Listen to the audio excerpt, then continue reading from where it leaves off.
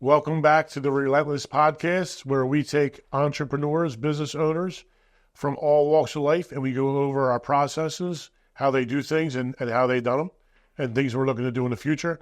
Today's guest I met on Facebook, one of those beautiful things where I seen him do some really cool design work, 3D and 2D. He's in the contractor trade, so definitely took a liking to him right away. He seemed to be a great person back then, and I realize now he's an awesome person. So, Keith, thank you for being here. Yeah, my pleasure.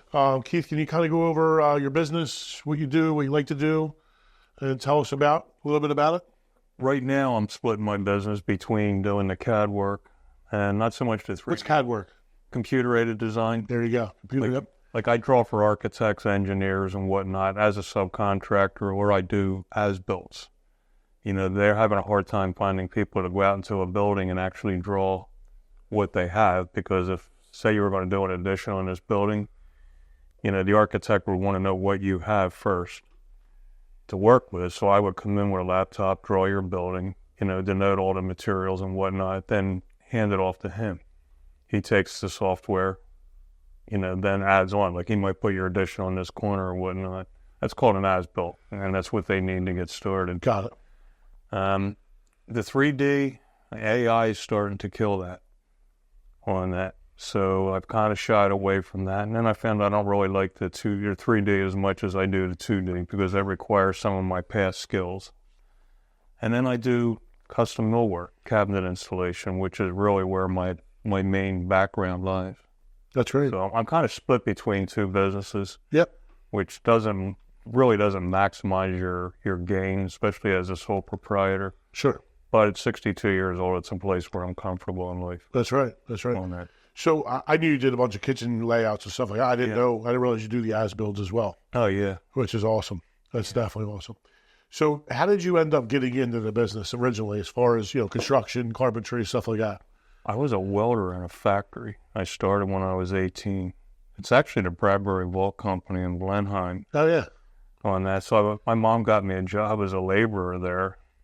And then I found out if you learn to weld, you were automatically given Saturdays, which was time and a half. So I'm young. I didn't have any money. So 50% extra day. Absolutely. And to learn to weld, I like that kind of stuff anyway. Yeah. But then I got tired of it, because it's not a bad job, but you're not going to go anywhere. So you kind of peak out. Progress. You kind of peak out at a certain point. So my father was a developer, did a lot of real estate development, and he was building condominiums down in Ocean City. Him and his partner hired me. So I went in there to try and show them what I know. And meanwhile, you know, you learn what you don't know. Right, absolutely. But I actually liked that work better. I was making half the money starting out. But as I found out, you can improve your net worth by learning more. It's just something I gravitated toward. Absolutely. And I liked it. I can't say every day has been an absolute pleasure, but career-wise, yeah, it's been good. That's great. That's great. So in doing that stuff, what did you like doing the best in construction or carpentry? Millwork. Millwork. Yeah, cabinet installation. That's great. Because I found that, well, two things. It seems like there's not a lot of people that can really do the high-tech, high-quality stuff. Yep. And it's just something that gravitated. Something you like, passion. Yeah, it's like, to me, it was a lot easier than doing roofing That's right. and painting, which I can't do to save my life. Yeah, me neither. Yeah, so should I finish carpentry? Yeah. So definitely a finished carpenter by expertise. Yeah, which I actually design finished carpentry now for some clients. I don't know if we're allowed to mention other. Yeah, I've done I just finished a project up for Lou Merrifield Design. I'm a huge builder. Beautiful homes. Yeah. Multi-million-dollar homes. It was a small thing, but he needed somebody that could come in and do a few small things. So I did 4 wall layouts for him, which was beautiful. 4 elevation. I called out the materials where they could be bought, and then gave him shop drawings. That's great. That's great. So all your material you buy from Home Depot? No. I'm just kidding. So why don't we go over that, because we talked about it before. You know, why do people? First of all, everyone thinks, hey, you go to Home Depot, for material, but that's absolutely the wrong place to go to when you're looking for quality, wood and material, especially finished material. And the problem is you go to Home Depot, they might not have something you need. They might not have a profile. They got the basics. That's right. But at the same time, I can go in there if I'm looking for millwork and I can buy Halloween decorations. Sure. Now imagine your contractor coming to your house to do your kitchen and they set up a lemonade stand on your front lawn. Yep. Oh, yeah. It's really the same thing. Absolutely. It's kind of the same thing. Yeah. But that company will also, and along with Lowe's, they'll compete against you. Sure. On that. So you're going in there, you're paying your competition to thrive. I never even looked at it like that. In one business. And meanwhile, given the opportunity, they will go out and underbid you or, try and take a job from you. Sure. The other thing is you don't really develop solid relationships. You might develop a relationship with somebody at the counter, but you go into, like, I go to Carter Lumber. I deal with Coogan Lumber up in North Jersey has some of the millwork. Yep. You get to know some of them people. They know you when they call. They talk to you. They're going to take better care of you. That's right. Customer service. Because I leave there, not that they're going to go under, but they'll feel me leaving. I leave Home Depot, they'll never feel it. They just don't. I'm just not big enough to hit their radar. No.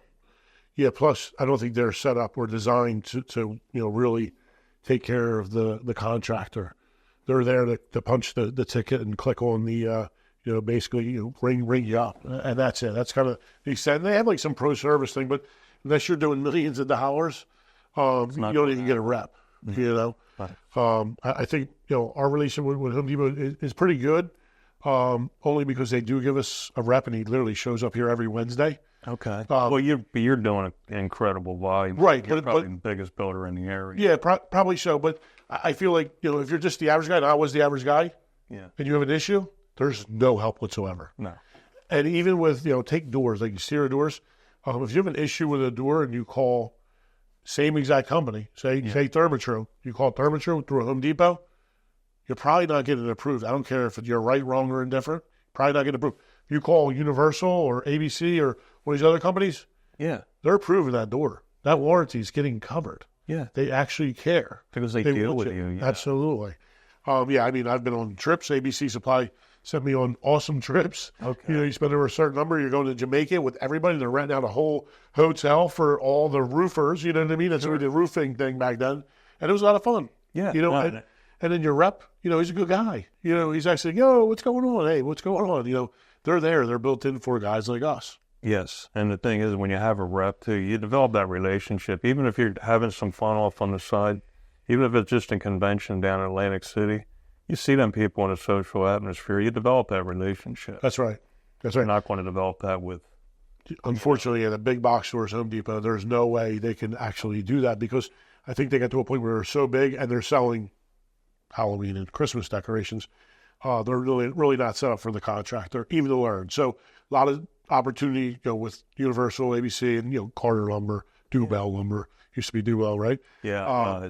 Where they have people come in and actually teach you, because, again, new things come out, new ways to install different items comes out, and who's going to tell you?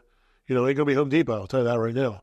Wow. And a lot of times, unfortunately, sometimes the people at Home Depot, they're not bad people. I mean, they're just working a job. They're supporting themselves, but they don't always know. No.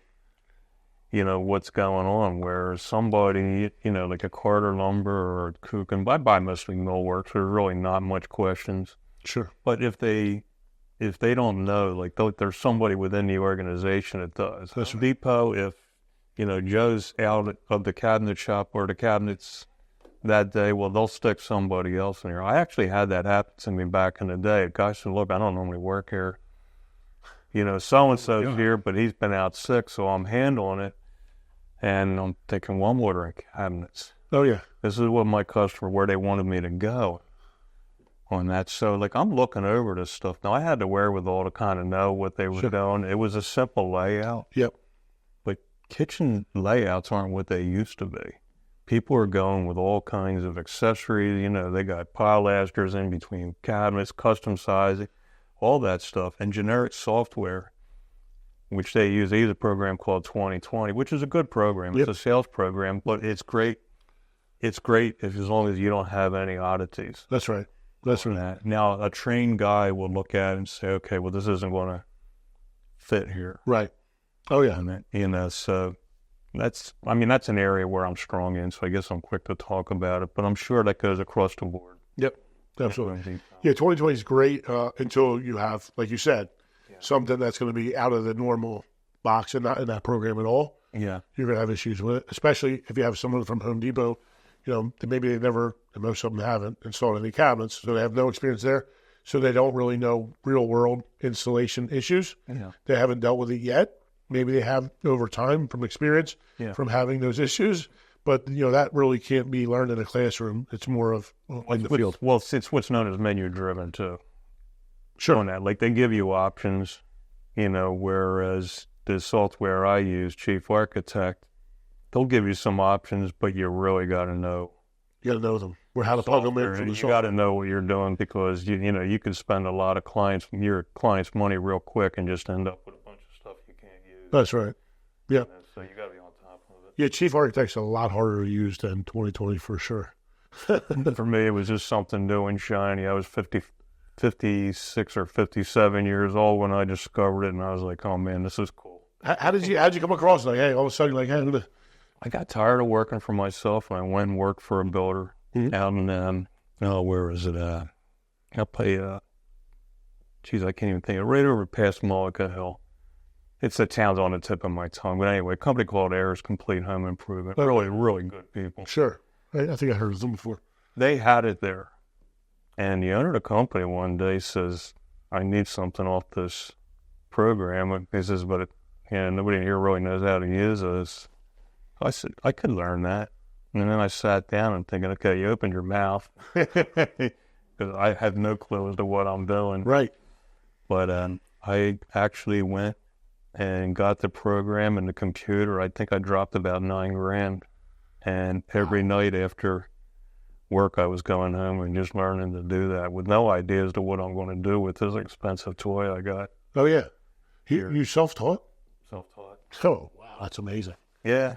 I know they have a lot of courses. I didn't realize you were self-taught. That's amazing. Nah, in fact, right now I've been doing work for other designers throughout the world, like Canada, Europe, and when they can't draw their models because of the construction, right?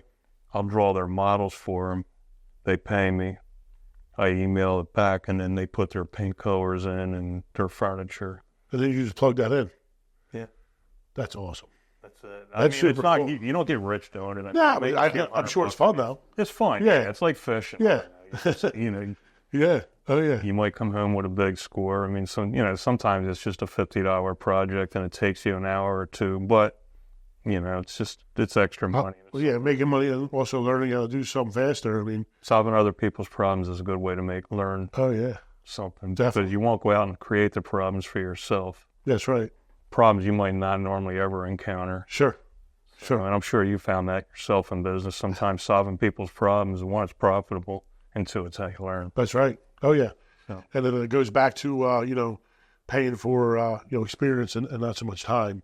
Some people, again, I think it was like a plumbing story where, a guy came in and, he was in and out in an hour and he charged $900. Well, the guy's like, that's a lot of money. He's like, well, look at that van out there. Look at the tools that I bought. Look at my 11 years of working for this plumbing company. I think it's actually a really cheap price for you. Oh, yeah. And it's the experience. It's knowing what tools to grab, what to do, and how to solve the problem. Oh, yeah. Oh, by the way, that was the third plumber that was out there, and each one turned a service call. And wanted to basically redo the whole entire plumbing system from the bathroom all the way down to the sewer drain. So, again, that $900 is cheaper than the other two or three other people's options. Oh, yeah. So, definitely experience takes to win in that case.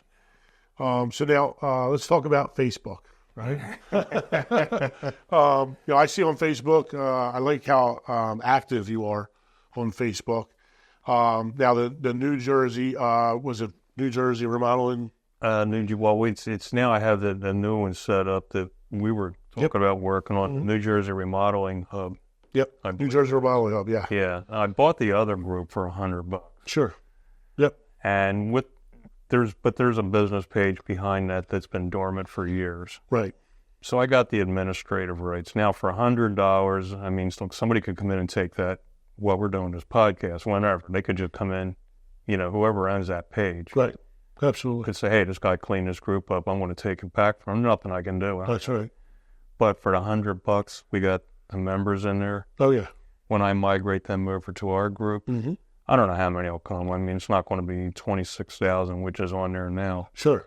But if 10% of them come, Absolutely. we got good people That's to right. start out with. That's you couldn't have, for the time it would take to get 100 people, you couldn't do it for $100. That's right. Or for 1,000 people, you couldn't do it for $100. No, absolutely not.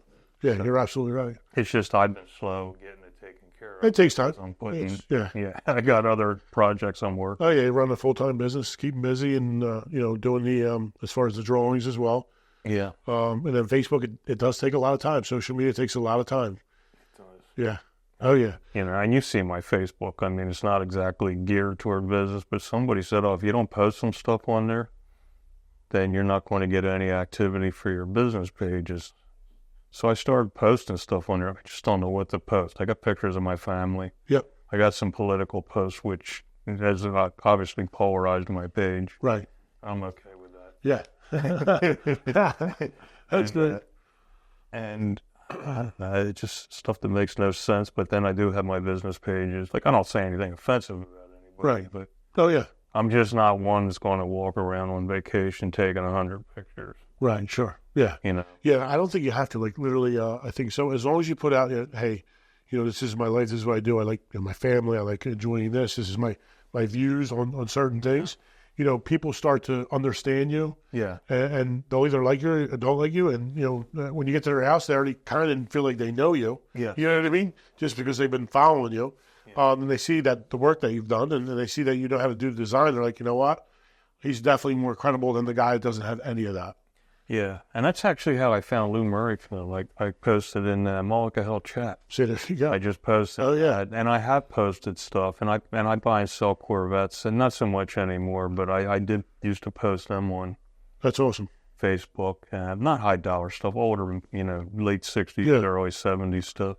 But I have made some money, selling that stuff and even buying it and not paying a dime for it. That's great. Oh, yeah. So, I did do the Corvettes. I had 3 of them, but the new ones, Okay. they were high dollar, but Yep. the first 2 I crushed it. The second one I kept too long before my next car came in, so I ended up losing 10 grand. But hey, I had car for basically 3 years. Oh, and I well. paid 10 grand, so it was a win. And the other one I basically sold for 15,000, so plus, and not 50, so basically plus $20,000.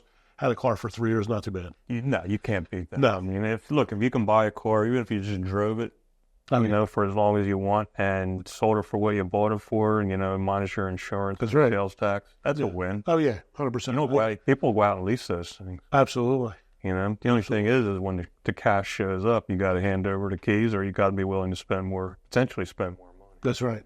That's right. Oh yeah. So getting back to the Facebook page, what kind of things would you like to see on there? What would be the purpose of the page, and who would be people that should be joining this page? For our page, anything construction related. Now, we can cast that net, but that can go pretty far. Yep. Because I found that with the page that we're working on now, that like this morning a guy who imports stuff from China, and he's based out in New York, tried to put an ad on there. Well, I rejected that.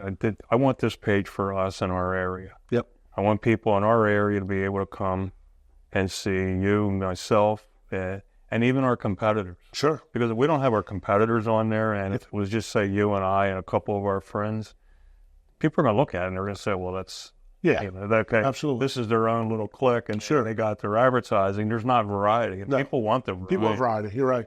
Even if they choose us, which, hopefully they will, and there's really not a reason that they wouldn't, but they still, if nothing else, they know that they had choice. That's right. Oh yeah. They're not stuck with just us. Yeah. There's other people out there. And it could benefit us, too, because we might run into people that we could use as subcontractors. That's right. Absolutely. Or whatnot. I already saw that. Someone put something about on the other one, something about paint. I need a painting contract. There was a ton of people out there doing that, and hey, you can find a couple of good ones. Oh, yeah, definitely. So I think the one thing you talked about before is make sure you kind of vet out the people that are working, with no insurance. You know what I mean? Yeah. Or those fly-by-night people. We don't really want them in the group at all. Try to protect the homeowners, and of course, the people that do the dryer vent cleaning. Anytime I see that, I cringe. I'm like, nope, you're not doing it. It's done. There's so many scams out there, you know, especially, you know, some of the older folks, they don't realize. No, they see that page, they panic, they think my house is going to catch fire if I know. That's right. And they call those people.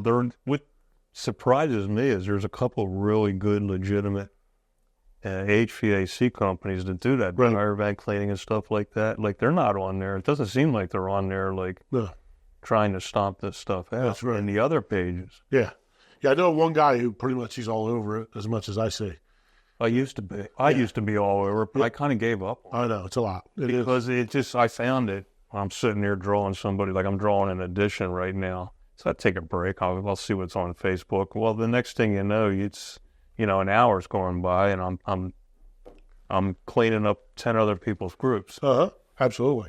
Absolutely. So Yeah. I just decided now I got to get disciplined, and I'll focus on ours Yeah. Good. and That's awesome. my own work and stuff like that. I'll clean our group up, and you know, the other people can clean their groups up. Now, Scott DeNoble, I don't know him personally. He owns like the Mullica Hill Chat, the Turnersville Silva.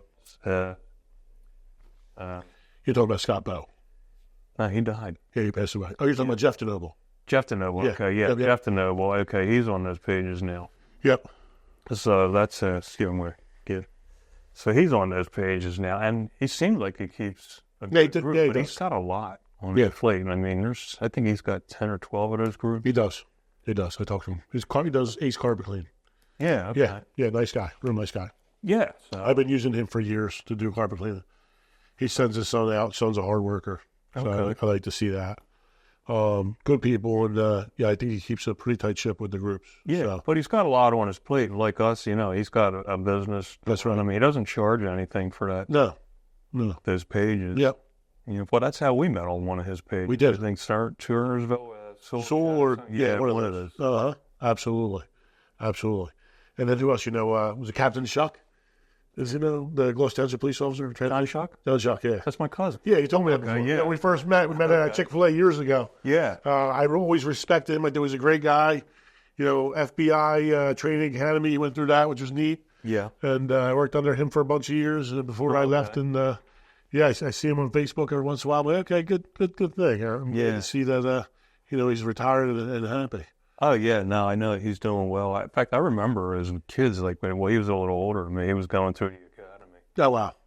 Yep. You know? Oh, yeah. It just seemed like a lot, but then he became a Gloucester Township cop. Oh, yeah. He made his way right up the ranks, too. He was full of knowledge, actually.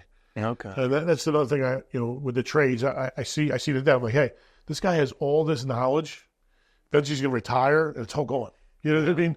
And it's like, hey, how do we train the next guy? So in construction, there really is no passing the torch. No. It's how did you learn? I learned from this company, this way, right? Yep. Then they go up, and right or wrong, they're just going to keep doing it that way. And there's never change, and there's no real program to teach, you know, carpenters how to do the job. So you being a finished carpenter, that's like a rare form because there's not many of them out there anymore. There really is not. No. And you know, the funny thing is with YouTube, like we didn't have YouTube growing up. Oh, yeah. Now, you know, there's like 2 or 3 really good YouTube channels. Insider Carpentry, Finished Carpentry TV, which I watch. I got to check that out. time. Yeah. And people say, oh, you know, with years of experience, why do you even bother? Because you know what? You never know. You pick Listen, learn something up. one thing. You know, you never know. One thing is a great thing. You do one thing a day or one thing a week or one thing a month, all of a sudden you have 12 of them a year. Yeah. You know what I mean? And that's what I did. I used to watch the racing channels just because it was interesting. You know, like I liked it. But then I decided, you know what? I'm spending a lot of time watching somebody else's hobby. Right. And I went back to the carpentry channel. Sure. And I like it. And I watched the YouTube channels for Chief Architect. Yeah. You know, there's a lot to learn with that program. You can learn anything on YouTube. That's what I was saying to my buddy Ray right before this. You know, in the beginning when I started learning construction, there was no YouTube. The internet was expensive. Yeah. You know, I think you pay by the minute. It was like AOL, right? Okay. I wanted to learn construction, so I went to Home Depot and I bought that Home Depot 1, 2, 3 book. Oh, okay. And then I flipped through the pages and learned different things to do and how to do it.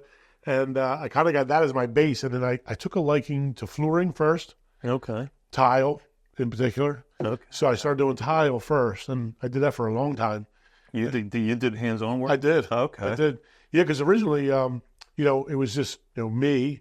I was at the jail, came to the county jail as a correctional officer. I was also in the military, joined when I was 17. And, when we started my company, it was like I had 2 carpet installers. They were subcontractors, and I did the tile. Wow. Oh, yeah. I didn't know that. Yeah. Oh, yeah. Because originally I was showcase flooring. Okay. So I would showcase flooring. I bring my carpet samples out, a couple tiles. I have a box of tiles, right? Not only to have them, they're like a milk carton. Remember milk cartons? Yeah. I don't know if they're still around, but I'd have a milk carton of tile samples.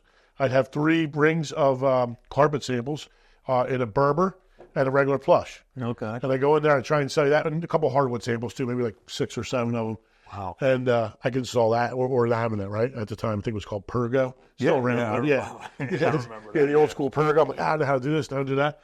And the way I got business is I literally would call people on lawn signs. So I figured, hey, those lawn sign guys, man, they must be great because they're doing all this advertising, don't know anything about it. Call them up, hey, I see you do just basements.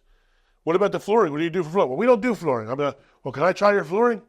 Who are you? I'm like, okay, who I am? I'm saying, what do you do? I said, yeah. So I went out and met them, and they happened to be, it's called Just Finished Basements, the guy Rich, and then his partner Jim, and they're really good people.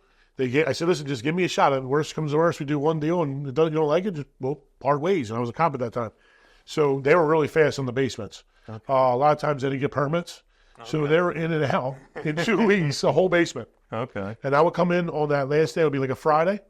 And I would be installing their carpet with my sub, and I would do the tile. Tile usually around the bar, or where you first come down in the basement. Okay. Sometimes we did the whole area, but that was like a big job for me. You know what I mean? At the time, a whole 200 square feet. Now but at that time it was huge for me. You know what I mean? Yeah, sure. When you're starting out. Oh yeah, and then carpet, that's all I sold. I'd sell 2 crews a day, and I'd work my butt off, right? Now we hardly even sell carpet because honestly, there's not enough profit in it. Once you start to build up, have insurance, workers' comp, and all that. But we do it as a complimentary service when we're doing a whole house. Right. But again, it was learning how to set the tile, which I actually liked doing. It was fun. Okay. Because it was like therapy for me. You know what I mean? And then go to my jail job or go to my police job. It was like, oh, I feel like going now. I feel like going here because I like doing the flooring. It was actually fun for me. Then fast forward, I hired my first helper. That was early on too. And then eventually my helper became my installer. I hired a second installer. Now I had 2 installers. Now I was a sales guy full time. Wow. Oh, yeah. Then I built it up to a point where I'm like, okay, I'm making almost the same money as my police job. I'm out. So I left and made the jump, started doing the flips, and the rest is kind of history. Now we have over 50 guys, full time, which is an operation in itself. Yeah, I can't imagine. Like, I know your story is incredible, but I got to ask you, how'd you feel when you walked into the police job and you gave up that security and knowing that your seniority is going to go right down the drain? Yeah, so people were like, oh, you really want to leave this job? You don't want to fight and stay here? I'm like, I don't want to be here. I don't like it anymore. That passion was gone. I had a passion, when I joined the military at 17, I'm like, I want to be a police officer. I want to be a police officer. When I got there, like I saw everything involved with the politics and the way you had to be to get to a certain level. I'm like, I'd rather just go work for myself and work hard. And I knew in my head, my mindset was, I'm going to make it. No matter what, I'm going to make it. So no matter what, you could try and drown me. I'm still not going to drown. I'm going to come up swimming every single time. So, awesome. That sink or swim attitude, I still take it into every single day when I wake up. My routine's pretty serious, with getting up, getting ready, mentally, having my morning huddle call with my guys, my managers. From 7:30, 7:45. Some of the time I'm already at the gym by like 7:40, 7:45. I'll hop right on that treadmill. I do that for a little bit, then I do whatever workout. My workouts are pretty much the same all the time, and then I go right into work. Right. So, it's pretty structured, but it wasn't always structured. It was kind of like flying the seat of my pants until I figured it out. Well, sure, yeah. But that's how you get something. If you don't try something, you'll never. Oh, yeah. Yeah. The 3D, the 3D alone for me, I consider a failure because I lost interest in it and I didn't foresee the industry getting hurt by AI. Sure. But, it comes a point where you got to say, you know what, I have to give this up because something better. That's right. Yeah. So I never say it's a failure only because if you try anything and you take something away from it to push it towards something else, that's a win. Right. Okay. Yeah, And I should have a different attitude Yeah. about it instead of looking. Yeah, well, look what you're doing now with the Facebook page. You're building an ad of it up. You know what I mean? And you having the whole background of, hey, I need to learn this thing, which is 3D. You're taking that 3D mindset of having to learn that and going, now I got to figure this out because it's like that but different. You know what I mean? And that's life. Everything's going to be like that but different, and things get thrown in your path. Landmines get thrown in your path. You go, boop, oh, that's going off. No problem. I'm going this way. Yeah. And the quicker you go, you know what, I'm going to adapt, and you picking up on the AI coming is actually huge. Yeah. It's Because, if that was your only thing, and it's not. that was my only point being a panic. A big deal. You know what I mean? But but you have so much to bounce off of, and you're not stopping. Which is I'm impressive. definitely not going to stop. Oh, yeah. It's just, like I'm actually at a point in my life where I'm really enjoying what I do. Now, look, not every day is fun. There's a few days that get to be a headache, and I'm sure you go through the same. But at the same time, I wake up with enthusiasm. And That's I'm right. happy to be out Oh, yeah. doing what I'm doing. Waking up, doing what we want to do, and having the option to, take on a certain job or not taking on a certain job. Sometimes options are worth more than the actual. Oh, I agree 100%. The actual job itself. Just having that option, at least it takes the pressure off your back. Like you can walk away from this and go over to that. That's right. To me, that's the big. I love it. I actually love being able to come in and go, okay, you know what? I jive with this customer. Yeah. I like what they want to do. I'm going to have fun with what they're going to do. Let's do it. You know what I mean? First I go in, I'm like, these definitely aren't my people. I already feel that we aren't going to work well together. Why even go down this path? Let's just part ways now. You know what I mean? And you could do that when you don't have a set job where you have to do this. Yes. And even when I pick like my customers, I'm thinking of my people. Like I'm like, okay, if I don't like dealing with this person, why would I let them deal with one of my guys? Yeah. You know what I mean? And certain guys can deal with some of my customers better than me sometimes. So, that's why I hired them, because they're better than me at doing that. So, it's another thing I started to learn. Like, hey, I want to find someone that's better than me at some of these things, because, if it's just me and I have to stand over somebody all the time, then it's a problem. I hired the wrong person. If you're standing over somebody, you might as well just do it yourself. That's right. Oh, yeah. And take their money. Mm-hmm. Oh, I agree. Save that money, put it right back in your pocket and do it yourself. And I think I did that for a lot of years only because I was looking at the wrong people. Again, when I was looking for the subs, in the beginning, I'm like, oh, this guy's cheaper. Let me go with the cheaper guy. And I did it because police, that's like, not that police officers are cheap. They may be. Well, but I mean, they have budgets. They got. That's right. Yeah, budget. They got to work. Oh yeah, absolutely. And it might not be a budget that's adequate for what they need. Absolutely. And when I tell them, like, hey, listen, I don't think I can bring in this crew for that price. Yeah. I do have a crew. I'm going to tell you right now. I call them like a B, maybe a B plus. That's all you're going to get. Yeah. So if you're okay with that for that price at the budget you have, let's roll with it. If you're not, I'm okay with that too. Like, you know what? Give me your A crew. All of a sudden they have the money for the A crew. You know what I mean? Or honestly, some of the people are like, just give me the B crew. And they're happy with it. You know what I mean? What you don't want to say, they say, hey, with the B crew, and then you do the job, and then there's a problem. You know what I mean? Yeah. Or they expect the A crew. That's right. Oh, yeah. Pricing. Yeah, so setting customer expectations from the beginning is probably one of the most important things other than communicate with the customer during the job and even before the job. Oh, yeah. So you know what's going on. Well, it's a skill set. Yeah, absolutely. And I certainly didn't have it when I was younger. I was insecure, and then, I just felt like I got to get this job. I got a truck payment. I got, I'm married at the time. I just gotten married, and, we got all these bills. Like, I have to get this job. That's right. When you're in a position where you need the money to live. Yeah. You know what I mean? And that's 99% of us. Yeah. There's no training on, you don't go to a school and go, how to treat the customer, how to run your business, all that stuff. Because school really teaches you how to go to college, how to get a good job and work for somebody, and how to pay a lot of taxes. That's what they want. Because the better job you get, the more taxes you pay. And without, being able to invest in different things that you're able to offset your taxes, you're kind of in that vicious circle of, tax paying. Yeah, I know. And it's, that becomes an art in and of itself. You're going to learn that lesson whether you want to or not. Now, whether you do anything with the lesson learned mm-hmm. or not, You know, it's like, so yeah, I learned that a long time ago. Like, you kind of got to forecast. I talk to my accountant because it's just easy. That's one area where it's just easier for me to call him up and say, hey, this is where I'm at. I got this, and that. I got these bills. You know, what do you recommend? This is what I'd really like to do, but tell me what I have to do.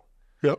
And Absolutely. in fact, I bought a Bobcat in 2004. Did you really? Yeah. Nice. I went out and I paid $34,000 from it, from South Jersey Bobcat in Williamstown. That's awesome. And I actually did well with that for 10 years.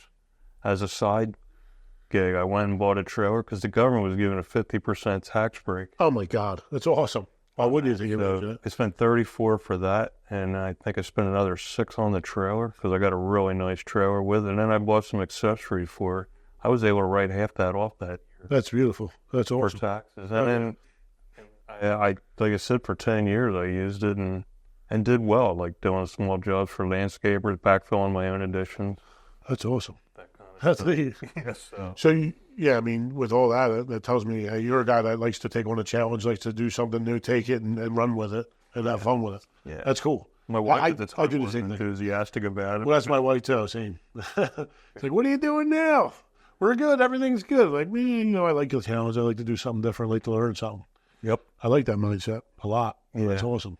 It helps. I mean, when it doesn't work out, then, you're not quick to want to tell everybody, Yeah. but you figure it out. It's like the casino. If you win, you're telling everybody. If you lose, you're telling nobody. Yeah, I know. You don't tell anybody. Like, I won $1,000. You never hear people go, I lost 300. Yeah, I lost Head down. Walk ashamed out that walkway. Exactly. So I guess a couple other things.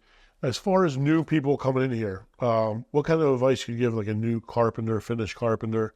What kind of things that can you tell them that what they can expect in that field, and what's some good resources for them as well? One, have the right discipline.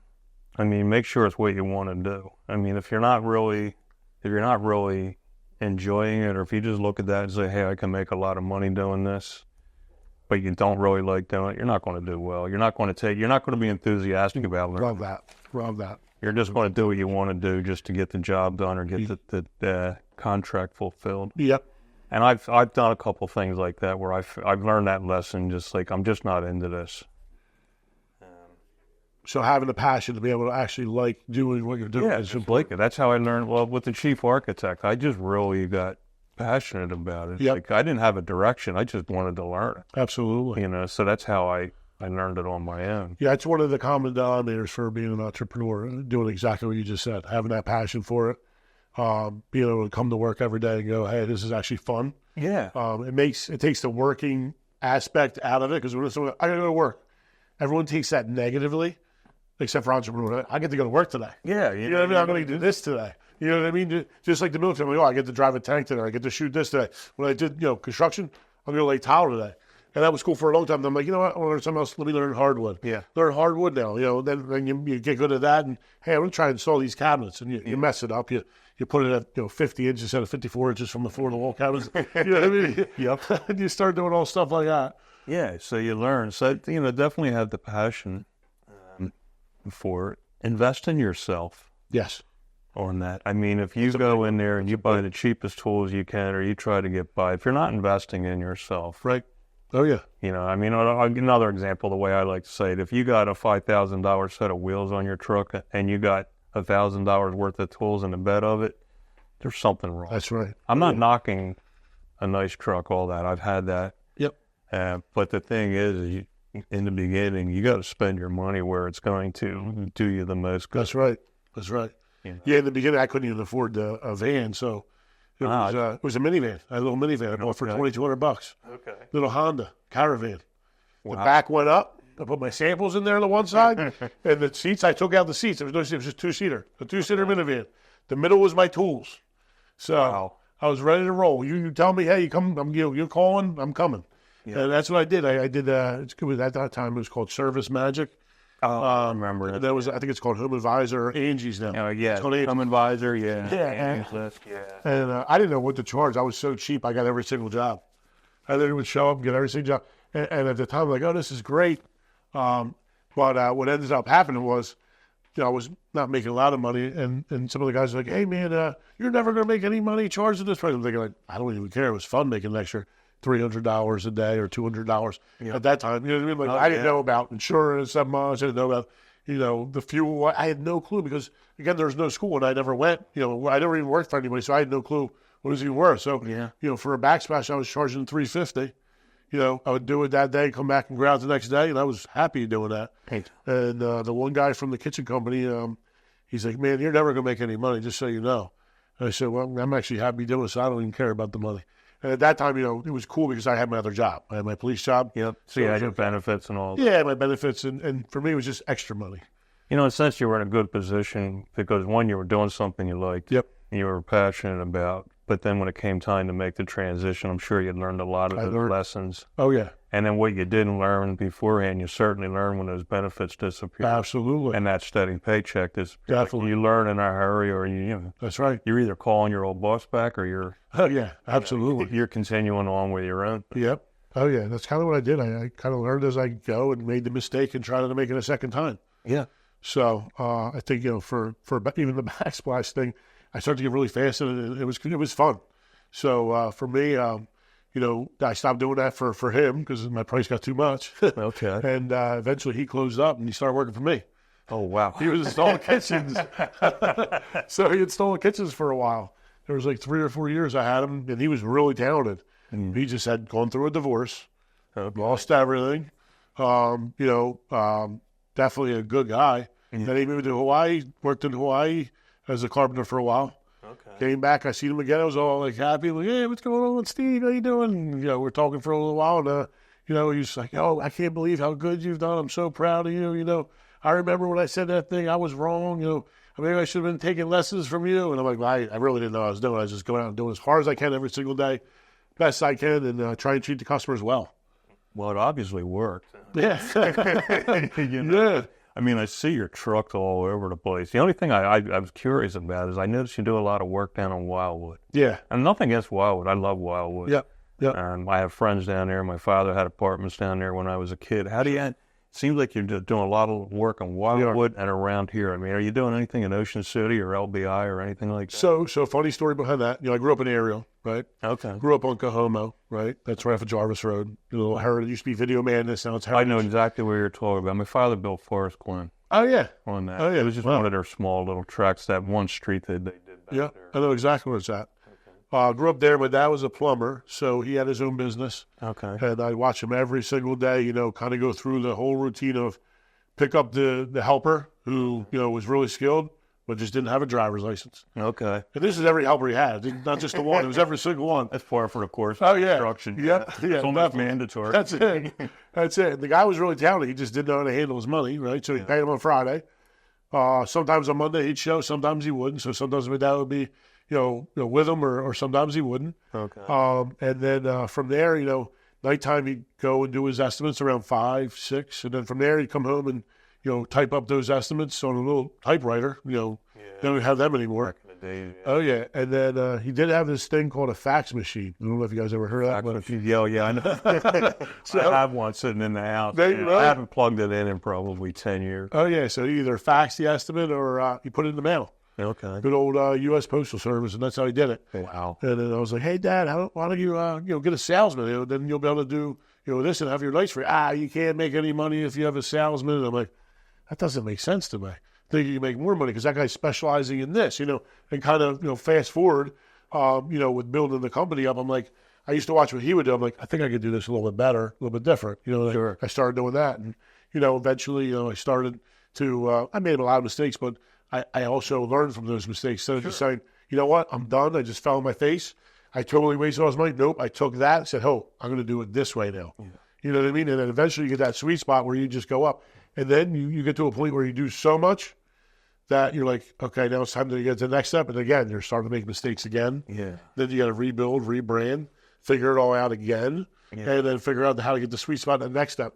But I think that the next thing for me would be kind of build up my team, let them run things, me work on the business, still help out where I need it, and then build everybody up together. So that's like my end goal. Okay, so, with 50 people, I mean, obviously you got management skills. Yes. on that. That's something I never really had. I can manage a subcontractor because it's always in the back of my mind. Yeah. I can get rid of them at this job. Sure. Not that I want to ever fire anybody or not do business with them anymore. Sure. But to manage somebody on a day-to-day basis, I just don't possess that skill. Right. I feel like I learned a lot of that in the military. Yeah. Well, discipline. Discipline, SOPs, like the standard operating procedures. Okay. In that case, it was the locker. The locker, we had a chart. We had 3 drawers. The underwear was rolled a certain way. Okay. The socks were rolled a certain way, and they had to be perfectly stacked and lined up.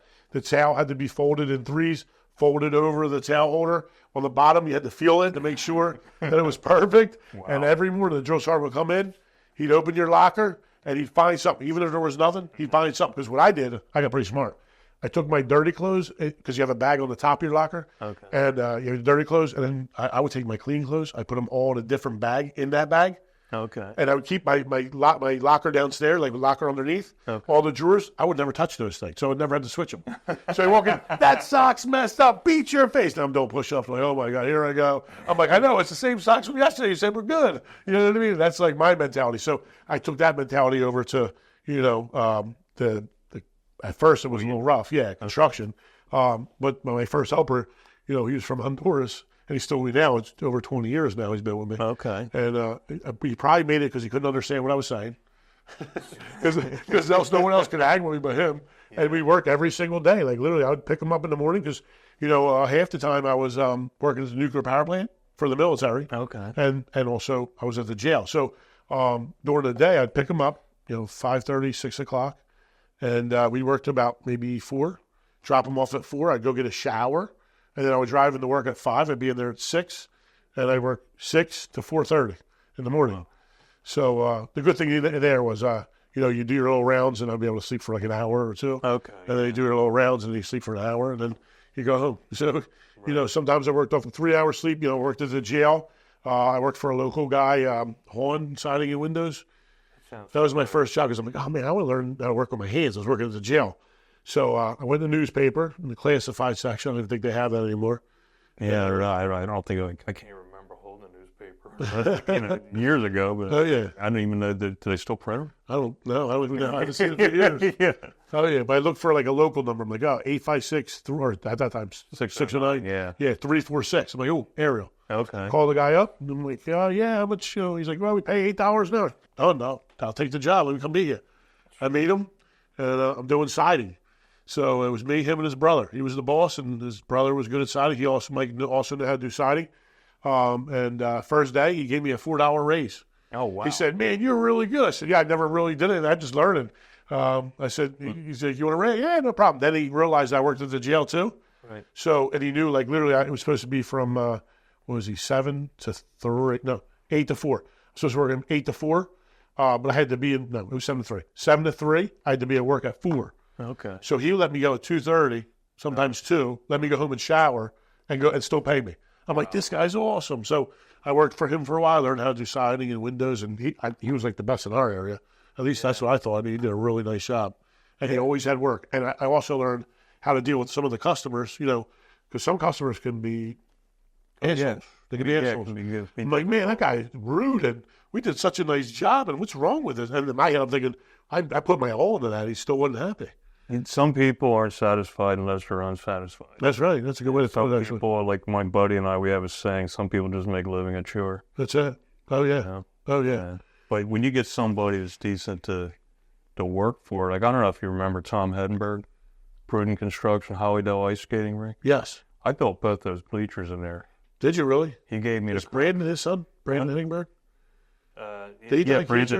Yeah, Tom died from pancreatic cancer. Oh, yeah. Along with Buddy Tresh, who owned Woodbury Cement. I didn't know Buddy, but I met Tom maybe 2 months before he passed away. Let me tell you something. That guy, he was full of energy. Oh, yeah. When I say full of energy, he was like real positive. He's like, I got cancer, blah, blah, blah. I don't care. I'm trying to pass everything on to my son, Brandon. I met Brandon, like he's a young man at the time, and I still talk to Brandon now. Oh, yeah. But I'm like, I couldn't believe it. I couldn't believe how positive this guy was, even how sick he was.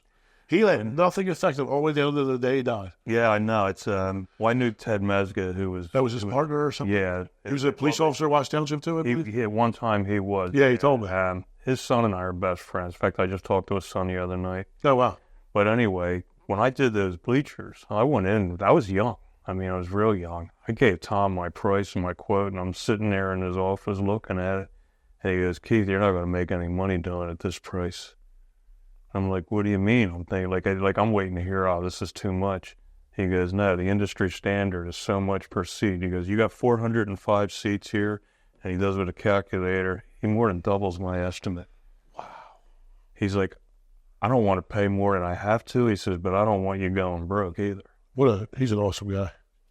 We shook hands, and a couple of days later, there was a tractor trailer delivering that stuff in the first half, and I had no idea what I was looking at. I had two guys that I had hired to work with me, buddies that, had time away, but we got them done. We actually got them done the day before the deadline. Tom was running around like a madman. Oh, I can imagine. The flooring company was holding everything up there. They had a big party planned. Ugh. So the last day I went in there at 5:30 with a buddy of mine, Bob, and we stayed there till 6 o'clock the following morning. Wow. I couldn't believe that we had the energy to do it, but I was so afraid of being the guy. Right, it didn't come through on the deadline. Oh, yeah. Tom walked by and he looked at me, and I'm just sitting on the bench. He's like, Keith, what are you doing? I said, Tom, we're done. And he looked, he's like, everything? I said, yeah, we never went home last night. And he just kind of smiled. He goes, we'll go home and get some rest. He goes, see me about your bill later on. That's great. I went to that party that they had for the contractors, and Tom was there, actually handed me a check. That's beautiful. Oh, yeah, he's a beautiful person. I'm sad to see I'm sad to get to spend more time with that guy because he's full of knowledge. He built a lot of stuff around here. Yeah, I had 25 years with him. Wow. That's amazing. And him and I was always a handshake. Yep. Yeah, he just seemed like a great guy. Yeah, so, he was. It kind of stinks. But I missed my whole point of Wildwood. So Wildwood. Oh, yeah. No, I missed. I literally went on a tangent about something else. But Wildwood, so my parents every year, our vacation was we got a week down Wildwood. We'd rent a little, it was me and my brother at that time. So we rent a little one-bedroom house. Okay. Condo right across from the convention center. I think it was called like Waikiki. We had the same room, little room. And me and my brother slept on the pull-out couch every year. So I was like a Wildwood kid. So I grew up there. And then, for properties, once we started getting so many, my wife's like, let's buy in Wildwood, North Wildwood, though. It's a better area, and we'll get rent. And I'm like, no. The price of the property, it's too much money. The first one, and every year I started watching the properties, $50,000 more. So what started at, was going to cost us $150, was now like $300. Yeah. And that was like 4 blocks in. Every block got closer was like $50,000 more. So luckily for us, we got to a point where, hey, we could afford more of a house. Sure. It was $460, which was double the house I lived in, Ariel, that I bought for $200. Okay. So I'm like, oh my God, it's $460, it's double. I don't know if we can make the money. I don't know. She said, let's just do it. So she pushed me to do it. The year before, we spent $7,000 in renting because we used to rent Memorial Day, Labor Day, and 4th of July. Okay. Those 3 weeks cost $7,000. Now I made $10,000 on this property after paying the mortgage because we put $200 down, but $10,000 we made, and I saved $7,000. So that was like a $17,000 swing. Right. I'm like, this is great. And the property again started appreciating. You know what I mean? So then I bought my second one, which is the Thunderbird on 23rd. And then we started doing that one. I did the same thing. The other one we made like $20,000. The next year, and then I made an extra bedroom out of the one. Wow. So my rent went from $3,500 to $5,000 a week. So now I get $5,000 a week there. And then the Thunderbird is now up to $6,500 a week. So just 2 properties alone, I make $11,500. And then those 2 properties pay for my new property, which is the old Moores Inlet, which is across from like Flip Flops Inlet. It's like north Wildwood. And I haven't been to Wildwood in a couple of years. Yeah, I'm a big Wildwood guy. And then well, I used to be. I mean, I just had for some reason, I guess because of the distance. Oh yeah. And being a one-man operation, like I can't offset the travel costs as much as someone like yourself that's got bigger projects going on. Oh yeah. So what ended up happening there was I started meeting people down there, liked a lot of people down there, and the people are great. I got to be honest with you. Everyone I met lives down there almost full time. They're a lot of them are retired. I'm friends with them. Every Friday we'll go out and wave runners together. Just a good time. I built the team up there, start doing work around there. Next thing you know, just spread like wildfire. So now we're there probably doing 6 or 7 jobs a day down there. Yeah, because I see your Facebook page, and I'm thinking something's bringing him down the wild. Yep. I mean, not that it's a bad thing. No. I knew something was bringing you down there, because I know how it takes you just as long to get there as it does me. That's right. Oh, yeah. Yeah, definitely. In the summertime, though, we do. I go down there Thursday after work. I come back Monday morning real early. Okay. So I think that was a good thing, too. But I don't work down there, down there during the summer. Oh, yeah, no. You know what I mean? No parking. No. Traffic's ridiculous. It's not worth it to me. Yeah, I used to do stuff. I did the same thing with Ocean City and LBI. Like, I would have some of my clients call me. They say, "Well, can you get to it in the summer? For whatever reason, we don't have this week run." I was like, I just don't want to be down. Yeah. If I'm down there, it's with my son or with a girl I was dating at the time. Right. But am I going to go down there and work in the summer? No, I'm not sitting there for 2 hours in traffic. No way. It's not worth it. It's not cost effective. No. So as far as Ocean City, I am building 2 units there, one on top of each other, for a customer, awesome customer actually. The top one he's going to be selling for $1.9 million, and he'll live on the other one. Okay. So pretty exciting there, and I think we'll have a lot of fun with it. That's the only reason I took it. I figured, let me do it. I want to do it. I want to start doing some shore stuff, just to give me something to do. Oh yeah. I mean, keep busy and think I'll have fun while I'm doing it. Oh yeah, absolutely. So if he wasn't an awesome customer, I would say absolutely not, but he is. Yeah. So I'm excited about that. I guess in kind of closing, is there anything else you want to kind of go over? Anything else we miss, or any advice you want to kind of give some of the younger generation for the building trades? I guess the best advice I could say is just learn what you can. The opportunity's here now. I mean, no matter what the economy is, no matter who's in office, I mean, somebody is going to want something done. That's right. It might not be as glamorous a project as you want to do. Yep. But even if you're just doing little nickel and dime jobs, you can still go out and make definitely some money. Like, the analogy I use, a lot of people don't know that you're familiar with the old Echelon Mall. Oh, yeah, absolutely. And the Berlin Mall. Mm-hmm. I read an article back in the early 90s. They were talking about floor space for rentals. They brought up the Berlin auction, which I was surprised because I think it was Inc. magazine. And the Echelon Mall. The Berlin auction was making more profit per square foot than the Echelon Mall? I believe it. I go to the Berlin Mall. I still go to the Berlin Mall. I like the food. I like to walk around. Absolutely. Savvy shopper, Berlin Mall. Yeah. You get everything. Yeah. But the thing is people would think, if you ask 9 out of 10 people that don't know, they'll say, well, obviously the Echelon Mall because everything's more expensive. Well, it costs them more money to put that product in front of you than it does at the Berlin auction. But that blew me away. You make more money setting up the store in the Berlin auction. Now, you can't scale that. I mean, it's hard to scale. You're right.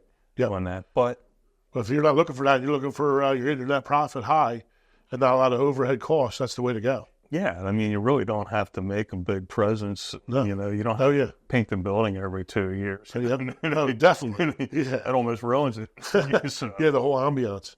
Yeah, and again, nickel and dime jobs will bring you the big jobs anyway. You start to get in their home and you're doing little things like hanging mirrors or pictures and stuff like that. All of a sudden, you get a bathroom or a kitchen. Oh, yeah. Well, the people like you. Yeah. And that's a big thing. Like I'm doing a little project now for a guy, but now I got an addition to draw. And it's a $3,000 job. Sure. It's not like I want to get it done in a day, but the thing is he recommended me to somebody else for just drawing a little fireplace thing that they wanted. Yeah. Oh, yeah. But your name's getting passed around. That's it. It's important. It's important. You never a job for them? And, you never know. I never knew I would get where I'm at just by doing what I did. It's just keep on pushing and try to do right by the customer. Yeah, I know. You remind me almost of Ben Mala. Oh, yeah. The guy from Florida? Yeah. Yeah. I mean, I watch his YouTube channel. He talked about his first property when he was taking carpet out of another building that somebody was going to throw away, and he was putting that carpet in one of his rents. That's what I did too. I'm like, this carpet's nicer than the carpet I buy for general floor. He said he was actually there doing it, and he had a guy working with him. Yep. He bought this unit. He didn't have money to buy new carpet. Yep. These people were throwing carpet away. He put it in one of his rental units. That's awesome. Now he's got $500 million worth of love it. Love it. And he still gets out there and works. Yeah. He's a hustler. A hustler. So, Keith, I just want to thank you for your time. Really appreciate it. You got it. Thank you so much. And looking forward to doing some things with you in the future. Yeah, likewise. Awesome. And again, my first podcast, so I just I guess the easiest thing I found is just forget there's a camera. That's right. I think you did phenomenal. So thank you, guys.